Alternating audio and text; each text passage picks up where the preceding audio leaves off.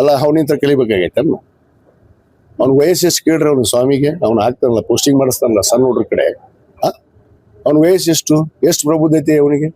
ಈ ಚಿಲ್ಲರ್ ಬುದ್ಧಿ ಬಿಡಬೇಕು. ಫಸ್ಟ್ ಗುರು ಆದವನು ಚಿಲ್ಲರ್ ಅಲ್ಲ ಇರಬಾರ್ದು. ಭಕ್ತರನ್ನ ಸಮಾನವಾಗಿ ಕಾಣುವಂತ ಹೃದಯವುಳ್ಳವರಾಗಿರ್ಬೇಕು.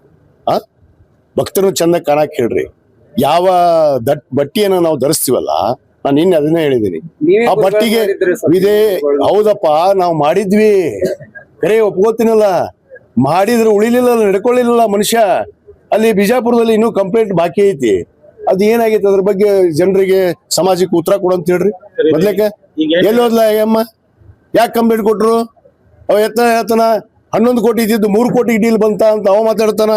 ಇವ ನೋಡಿದ್ರೆ ಇಲ್ಲಿ ನಾಟಕ ಮಾಡ್ಕೊಂಡು ಅಲ್ಲಿ ಯಾವ್ದೋ ಒಂದು ಊರಾಗ ಕುಂತಾನ.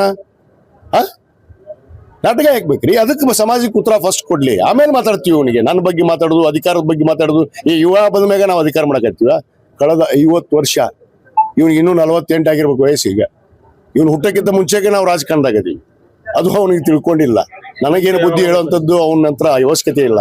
ನಾನೇ ಸಾಕಷ್ಟು ಬುದ್ಧಿ ಹೇಳಿದ್ದೆ ಅವನಿಗೆ, ಸರಿ ಮಾಡ್ಕೋ, ನಿನ್ನ ದುಷ್ಟು ಬುದ್ಧಿನ ಬಿಡು, ಒಬ್ಬ ಸ್ವಾಮೀಜಿಯಾಗಿ ಗುರುವಾಗಿ ಹೇಗಿರಬೇಕು, ಕಾವಿಗೆ ಸನ್ಯಾಸಿಯನ್ನು ವಹಿಸಿದಂಥವ್ರು ಹೇಗಿರಬೇಕು ಹಂಗೆ ಅರಿವಿಟ್ಕೊಂಡು ನಡಿ ಅಂತ ಹೇಳಿದ್ರೆ ನೆಡ್ಲಾರ್ದಕ್ಕೆ ಹೊರಗೆ ಹೋಗ್ಯಾನ ಅಷ್ಟೇ. ಅವ್ನು ಮುಗಿದತ್ ಗತಿ.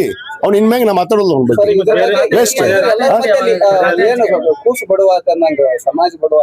ಸಮಾಜ ಬಡವ ಆಗಕ್ ಸಾಧ್ಯ ಇಲ್ಲ. ಸಮಾಜ ಒಗ್ಗಟ್ಟಿದೆ, ಸಮಾಜ ಗೌರವ ರೀತಿಯಲ್ಲಿದೆ, ಸಂಘಟಿತರಾಗಿದ್ದೀವಿ. ಯಾವನೋ ಇವನು ಬಟ್ಟಿ ಧರಿಸ್ಕೊಂಡು ಇವನು ಸ್ವಯಂಕೃತವಾಗಿ ಯಾರ್ದೋ ಮಾತು ಕೇಳ್ಕೊಂಡು ಅಲ್ಲ, ನಮ್ಮ ಸರ್ಕಾರಕ್ಕೆ ಸರ್ಕಾರ ಇರೋ ಮಟ್ಟನ ಹೋಗೋದಿಲ್ಲ ಅಂದವ್ರು. ಮತ್ತೆ ನಮ್ಮ ಮುಖ್ಯಮಂತ್ರಿ ಹತ್ರ ಯಾಕೆ ಹೋದ್ನಪ್ಪ ಇವ? ಯಾಕೆ ಹೋದ? ಎದಕ್ ಹೋಗಿದ್ದ? ಕೇಳ್ರಿ ಅವ್ನಿಗೆ ಪ್ರಶ್ನೆ.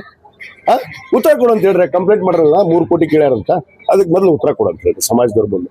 ಆಮೇಲೆ ಇವ ಏನದ ಅನ್ನೋದು ಹಕೀಕತ್, ನಿಜವಾದ ಹಕೀಕತ್ ಗೊತ್ತಾಗತ್ತೆ.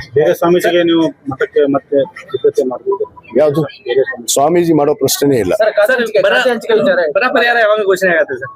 ಈಗ ನಾವು ವರದಿಯನ್ನ ಇನ್ನೊಂದು 2 ಕ್ಷೇತ್ರ ಬಾಕಿ ಇದೆ, ಬೀಳ್ಗಿ ಮತ್ತು ಮುಧೋಳ. ಇವತ್ತು ನಾನು ಹೋಗ್ತಾ ಇದ್ದೀನಿ ಲೋಕಾಪುರ್ಗೆ, ಸನ್ಮಾನ್ಯ ತಿಮ್ಮಾಪುರ ಸಾಹೇಬ್ ಕರ್ಕೊಂಡು. JD ಪಾಟೀಲ್ ಅವರು ಅವ್ರ ಊರಲ್ಲಿಲ್ಲ, ಹುಷಾರಿಲ್ಲ. ಅವ್ರು ಬಂದ ಮೇಲೆ ಅದೊಂದು ವಿಸಿಟ್ ಮಾಡಿ ಬಹುತೇಕ ನಾನು ಸೋಮವಾರ ವರದಿಯನ್ನ ನಾನು ಸರ್ಕಾರಕ್ಕೆ ಸಲ್ಲಿಸ್ತೀನಿ. ಅದಕ್ಕೇನು ಸೂಕ್ತ ನಿರ್ಣಯ ಪರಿಸ್ಥಿತಿಯನ್ನು ನಾವು ಅವಲೋಕನೆ ಮಾಡಿದ್ದೀವಿ. ನಾವೇ ಸ್ಥಳೀಯ ಖುದ್ದಾಗಿ ನಾನೇ ಭೇಟಿ ಕೊಟ್ಟಿದ್ದೀನಿ ರೈತರ ಹೊಲಕ್ಕೆ. ರೈತರ ಸಂಕಷ್ಟವನ್ನ, ಅವರು ನೋವನ್ನ ನಾನು ಅರ್ಥ ಮಾಡ್ಕೊಂಡಿದ್ದೀನಿ. ಅದನ್ನ ನಾನು ಮುಖ್ಯಮಂತ್ರಿಗಳ ಹತ್ರ ವಿವರವಾಗಿ ತಿಳಿಸ್ತೀನಿ. ಖಂಡಿತವಾಗಿ ಅವ್ರು ನ್ಯಾಯ ಕೊಡಿಸುವಂತ ಕೆಲಸ ಮಾಡ್ತಾರೆ. ನೋಡ್ರಿ, ಅದು ನಮ್ಮ ಪಕ್ಷದ ವರಿಷ್ಠರಿಗೆ ಬಿಟ್ಟಿದ್ದು. ನಮ್ಮ ಪಕ್ಷದ ವರಿಷ್ಠರು ಏನ್ ನಿರ್ಧಾರ ತಗೊಂತಾರ ಅದಕ್ಕೆ ನಾವು ಬರ್ತೇವೆ. ಅಪೇಕ್ಷೆ ಬಹಳ ಐತಿ ಅಲ್ಲ, ಮನುಷ್ಯನಿಗೆ ಆಸೆಗೆ ಏನಾರು ಲಿಮಿಟ್ ಐತನ್ರಿ. ಕೊಟ್ಟಿದ್ದಲ್ಲಿ ಸಂತೋಷವಾಗಿ ಯಾವುದೇ ಕೊಟ್ಟರು ಕೂಡ ನಾನು ಸಂತೋಷವಾಗಿ ಸ್ವೀಕಾರ ಮಾಡಿ ಆಡಳಿತವನ್ನ ಮಾಡಿ ತೋರಿಸ್ತೀನಿ.